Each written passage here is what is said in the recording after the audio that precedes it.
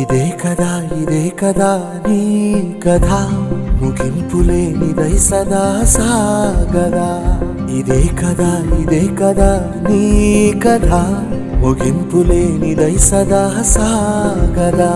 నీ కంటి రెప్పలంచున మనస్సు నిండి పొంగిన ఓ నీటి బిందువే కదా నువ్వెతుకుతున్న సంపద ఒక్కొక్క జ్ఞాపకానికి 100 ఏళ్ల ఆయువుందిగా ఇంకెన్ని ముందు వేచెనో అవన్నీ వెతుకుతూ పదా మనుష్యులందు నీ కథ